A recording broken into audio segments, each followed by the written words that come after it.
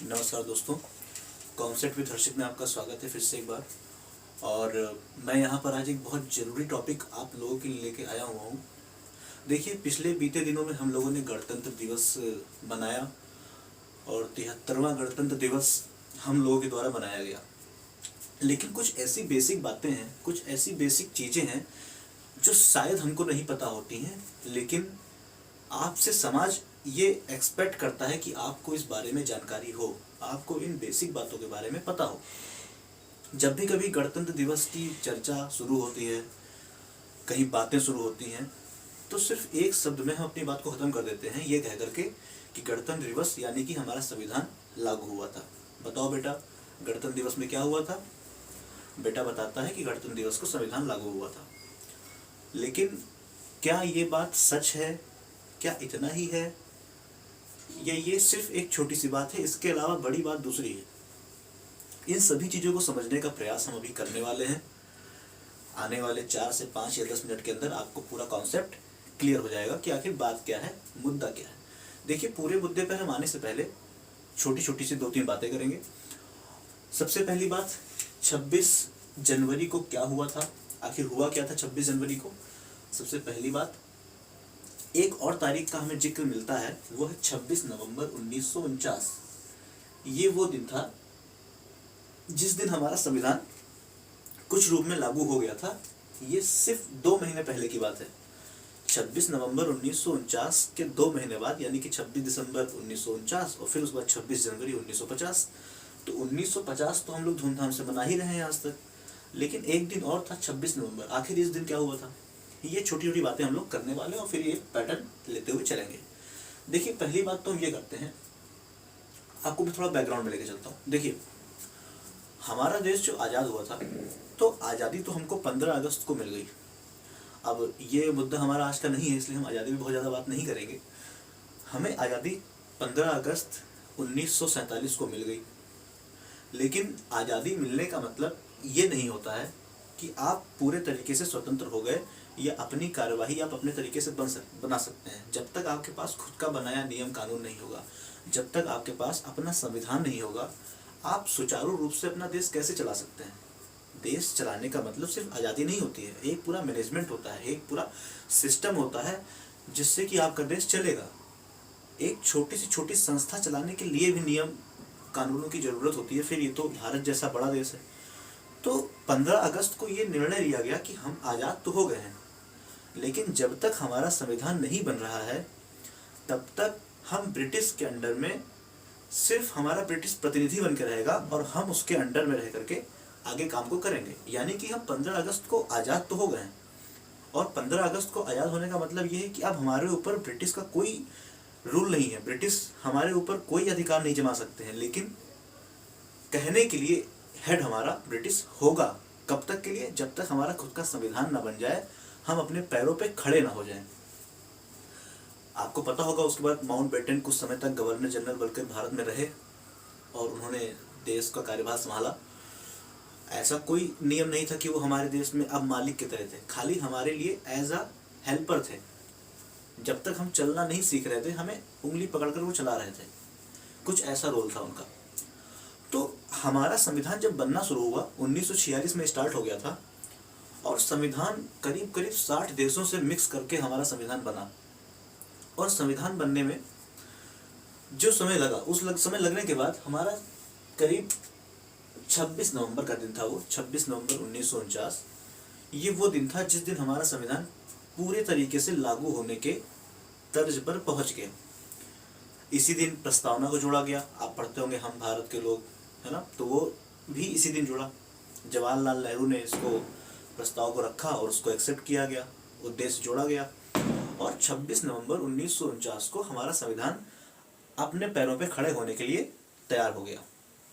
लेकिन अब हमें यही बात समझनी है कि आखिर क्या वजह थी कि 26 नवंबर 1949 को अगर हमारा संविधान बन चुका था, रेडी हो चुका था, तैयार हो चुका था, तो हमने 2 महीने का लेट क्यों किया? जिस समय हम एक एक दिन मुश्किल से काट रहे थे, जिस दिन हम पूरे तरीके से खड़े होकर के संविधान को लागू कर सकते हैं, हमने 2 महीने का गैप क्यों ले लिया? 26 नवंबर 1949 के बाद हमने उसी दिन पूरा संविधान लागू क्यों नहीं किया आखिर? तो देखिए इसके पीछे एक बहुत बड़ी बात है, इसके लिए आपको मैं फ्लैशबैक में लेके चलता हूँ। ये बात है 1929 की।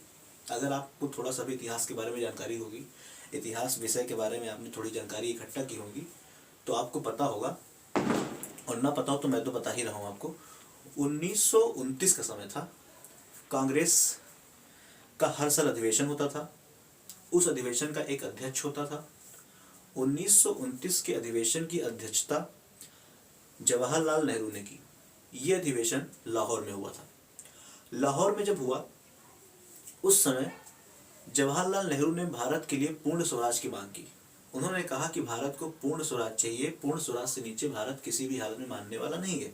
यानी कि उन्होंने ये कहा कि हमें अब पूरे तरीके से अंग्रेजों से छुटकारा चाहिए, और इसके लिए हम 26 जनवरी 1930, बात को ध्यान से सुनिए, 26 जनवरी 1930 को हम अपना पहला स्वाधीनता दिवस मनाएंगे, इंडिपेंडेंस डे मनाएंगे, ऐसा जवाहरलाल नेहरू ने कहा। और 26 जनवरी 1930 को यही हुआ।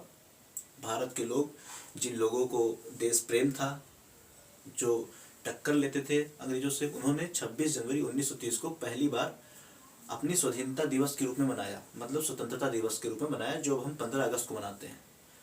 और ये सिलसिला चलना शुरू हुआ, और हर साल 26 जनवरी को अपना इंडिपेंडेंस डे हम मनाने लगे। कब की बात है ये? देश आज़ाद होने की पहले की बात है, 1930 से। और हर साल हम लोग अपना 26 जनवरी को इंडिपेंडेंस डे के रूप में मनाने लगे। हम लोगों से मतलब ये है कि उस समय तो अंग्रेज के अंडर में हम थे, इतना खुले तरीके से आप नहीं मना सकते थे, वो तो बगावत होती है अंग्रेजों के खिलाफ। चुपके चुपके से सब कार्यक्रम हुआ करते थे कि 26 जनवरी को हम लोग अपना स्वाधीनता दिवस मनाते थे। लेकिन हमारा देश जो आज़ाद हुआ वो 15 अगस्त को आज़ाद हुआ।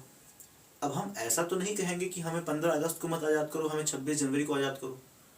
हम आज़ाद हो गए 15 अगस्त को। जब हम 15 अगस्त को आज़ाद हो गए तो हमारा इंडिपेंडेंस डे तो हो गया 15 अगस्त। जब 15 अगस्त हमारा इंडिपेंडेंस डे हो गया, तो जाहिर सी बात है कि हम 15 अगस्त को भी इंडिपेंडेंस डे और फिर 26 जनवरी को भी इंडिपेंडेंस डे, साल में 2 बार तो अपना इंडिपेंडेंस डे नहीं मनाएंगे। और एक मौका हमारे पास था कि हम 26 जनवरी को यादगार बना सकें, ऐसा दिन बना सकें जो हर साल देश के नाम हो। इसके लिए सोचा गया कि इसके लिए विचार रखा गया कि अगर 26 नवंबर को हमारा संविधान बनकर रेडी हो गया है, उसको अगर हम 26 नवंबर 1949 को ना लागू करें और 2 महीने का और पेशेंस रखें, तो आने वाले 2 महीने के बाद आखिर 26 जनवरी का दिन आ रहा है, और उस दिन हम अपने संविधान को लागू करें। और अगर उस दिन को हम संविधान लागू करेंगे तो उस दिन हमारा देश गणतंत्र हो जाएगा, और जब गणतंत्र हो जाएगा तो उस दिन हम गणतंत्र दिवस मनाएंगे।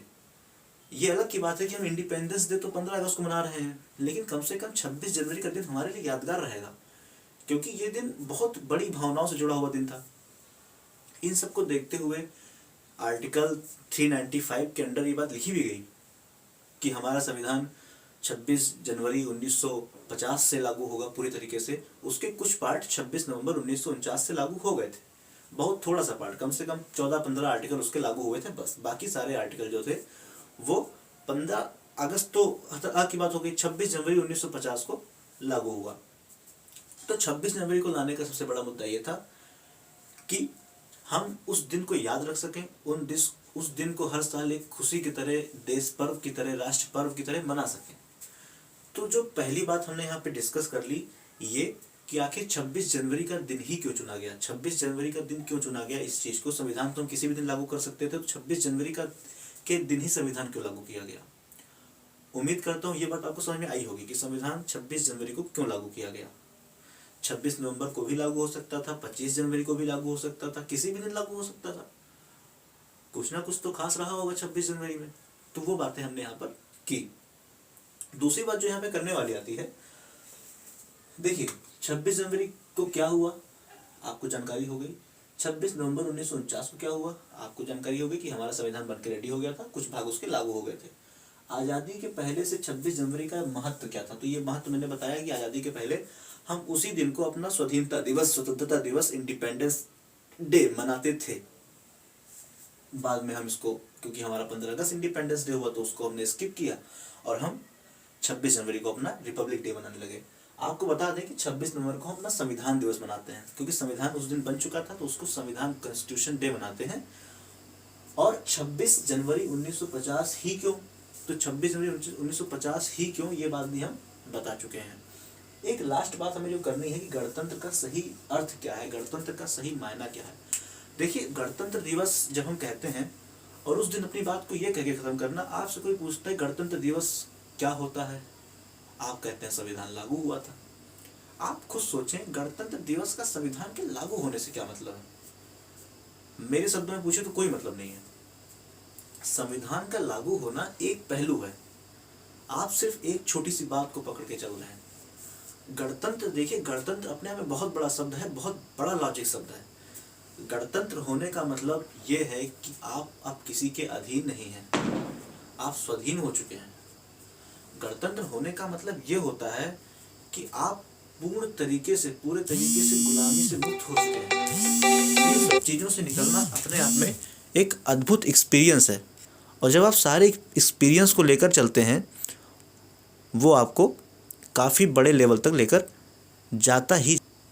अब देखिए, आप गणतंत्र होने का सिर्फ सीधा सा एक मतलब ये है कि आप एक ऐसे देश में जा रहे हैं जहाँ पे आप मालिक होंगे। आप किसी ऐसे देश में नहीं हैं जहाँ पे आपसे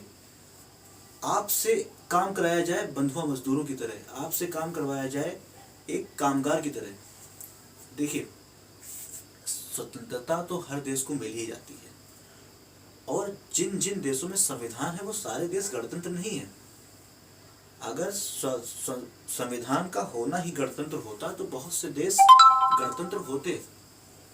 आप सऊदी अरब में जाइए, सऊदी अरब क्या गणतंत्र है? नहीं है, वो राजतंत्र है।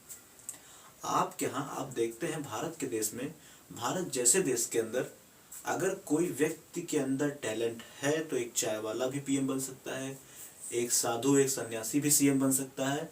और अगर आपके अंदर टैलेंट नहीं है तो हो सकता है कि आपकी पीढ़ियां लगातार उस पद पे रही हो, प्रधानमंत्री रही हो, मुख्यमंत्री रही हो, लेकिन आपके अंदर टैलेंट नहीं है तो आप सांसद का चुनाव, विधायक का चुनाव भी हार जाएंगे।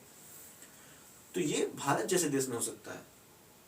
भारत जैसा देश है जहाँ पे गांधी जी के भी आज पीढ़ी वाले, उनके पोते परपोते एक आम इंसान की तरह रह रहे हैं, उनको भगवान नहीं माना जा रहा है। जबकि आप सोचिए, वो गांधी जी के परपोते हैं। गांधी जी भारत के लिए क्या महत्व रखते हैं आप समझ सकते हैं, लेकिन हम में उनमें कोई अंतर नहीं है। कारण क्या है? क्योंकि हम गणतंत्र में हैं। ये गणों का तंत्र है, हम आप गण हैं, और इस गण का तंत्र तभी बनता है जब वो गण पूरी तरह से एकजुट होकर के रहते हैं। यहाँ पर सब चीज़ सार्वजनिक है, किसी का कोई आप पर दबाव नहीं है।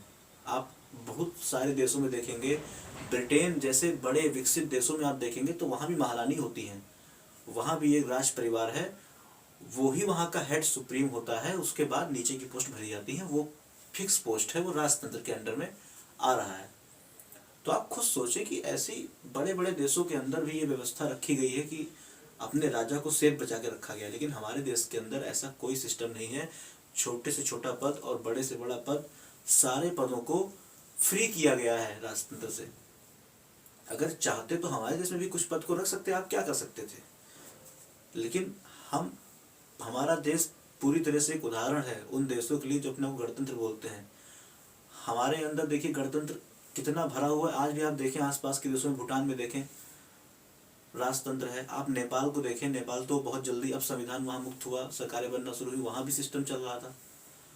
आपका देश पूरी तरह से गणतंत्र है, यहाँ पे एक सिस्टम बना हुआ है। अगर राष्ट्रपति भी गलती करेगा तो उसको भी दंड देने की प्रक्रिया है, प्रधानमंत्री गलती करेगा तो उसको भी दंड देने की प्रक्रियाएं हैं। तो भारत जैसा देश गणतंत्र कहा जाएगा, और इस गणतंत्र की नींव हम हैं। तो गणतंत्र दिवस मनाने का मुख्य उद्देश्य यही है कि आप गणतंत्र के मतलब समझें। आप सिर्फ एक किताबी कीड़े बनकर सिर्फ ये ना बोले संविधान लागू हुआ है। आपको हर साल याद दिलाया जाता है कि आप गणतंत्र हैं, आपके अंदर गणतंत्रता भरी होनी चाहिए। तो इन बातों को समझें, इन मायनों को समझें, अपने देश के प्रति अपने कर्तव्य को समझें, क्योंकि आप अगर गणतंत्र हैं तो इसका मतलब ये है कि आप इस देश के मालिक हैं, और मालिक का कर्तव्य हमेशा ज़्यादा होता है। अगर आप किसी राजा के अंडर में होते तो शायद आपके उतने कर्तव्य ना होते, लेकिन यहाँ के राजा आप हैं, भारत देश के राजा हम सब हैं। तो अगर हम सब हैं तो कुछ कर्तव्य बनते हैं। हालांकि कुछ जिम्मेदारियां, कुछ दायित्व तो सरकार के भी होते हैं, लेकिन सरकार को बनाने वाले भी हम हैं। आप सरकार को दोष नहीं दे सकते हैं। आप किसी सरकार को चुने हैं तो चुनने वाले भी आप हैं, क्योंकि गढ़ से ही बन करके सरकार बनी है। सरकार आपके मत के बिना, आपके वोट के बिना नहीं बनी हुई है, आपने ही उसे बहुमत दिया है। अगर सरकार गलत है तो आप सरकार को बदलिए, लेकिन अगर सरकार नहीं बदल रहे हैं, सरकार को आप चुन रहे हैं, तो फिर आप सरकार पे दोष क्यों लगा रहे हैं? आपको 5 साल में एक बार मौका मिलता है अपनी जिम्मेदारी दिखाने की, उसको आप निभाइए। तो इसलिए आप चीज़ों को समझें और गणतंत्र का मायना समझें। और 26 जनवरी का महत्व तो गणतंत्र के रूप में बहुत बड़ा है। अगर मुझसे पूछा जाए तो स्वतंत्रता दिवस से ज़्यादा महत्व गणतंत्र दिवस का है, क्योंकि गणतंत्रता आपको भविष्य दिखाती है। गणतंत्र दिवस आप जब मनाते हैं तो भविष्य की बातें करते हैं। आप मिसाइल दिखाते हैं, राजपथ पे आपको मिसाइल दिखाई जाती है, आपकी शक्ति दिखाई जाती है। आप कभी सोचे हैं कि गणतंत्र दिवस के दिन सारी थल सेना, वायु सेना, जल सेवन सब अपनी प्रदर्शन क्यों दिखाते हैं? क्योंकि वो दिखा रहे हैं कि हमारे देश ने क्या कमाया है गणतंत्र बन करके। इसलिए मेरे लिए गणतंत्र दिवस का मायना ज़्यादा बड़ा है 15 अगस्त की तुलना में। 15 अगस्त हमें इतिहास बतलाता है, हमारे जो स्वतंत्रता संग्रामी थे उनका जो योगदान है उसके बारे में बताता है। लेकिन 26 जनवरी हमें अपने दायित्व समझाता है कि हमारा कर्तव्य क्या है देश के प्रति, और भविष्य में हम किस तरफ जा रहे हैं ये दिखाने का काम करता है। इसलिए गणतंत्र दिवस का सही मायना समझें। गणतंत्र होने का मतलब हम सब हैं, हम सब से गण है और गण से ही तंत्र बना है। और इस तंत्र तभी एकजुट रह पाएगा जब एकता रहेगी और एक सही दिशा में हम काम करेंगे। जात पात से ऊपर उठ करके सोचेंगे, शिक्षा को विशेष महत्व देंगे, क्योंकि शिक्षा ही गणतंत्र को आगे बना सकती है। एजुकेशन का बहुत बड़ा रोल है। कोशिश करें कि आप एजुकेशन अधिक से अधिक लोगों तक पहुंचा सकें, क्योंकि वही एकमात्र सहारा है देश के विकसित होने का। बाकी रोटी कपड़ा मकान किसी को विकसित नहीं कर सकता है, सिर्फ जिंदा रह सकता है। अगर किसी को विकसित करना है तो शिक्षा देनी पड़ेगी, और अगर शिक्षा मिलेगी तो आदमी रोटी कपड़ा मकान की व्यवस्था खुद कर लेगा। हो सकता है कोई कम कर सके, कोई ज़्यादा कर सके, लेकिन अपना जीवन निर्वाह हर इंसान कर लेगा। इसलिए पहली दायित्व ये बनती है कि आप शिक्षा दें और शिक्षा लें। उम्मीद करता हूँ कि आज का टॉपिक आपको समझ में आया होगा। बहुत ज़्यादा लंबा बनाने का मेरा कोई प्लान नहीं है। बातें तो बहुत घंटों भर की इसके ऊपर हो सकती हैं, लेकिन मुझे आपको इतिहास नहीं पढ़ाना है फिलहाल आज के सब्जेक्ट में। मुझे सिर्फ एक बेसिक सा नॉलेज देना था, इस पर्पज़ से मैंने ये वीडियो बनाया है। उम्मीद करता हूँ आपको अच्छा लगा होगा। आप लोगों से बताएं, चैनल को सब्सक्राइब कराएं और आप जुड़े रहें, आपको ऐसे वीडियोस मिलते रहेंगे। Thank you very much.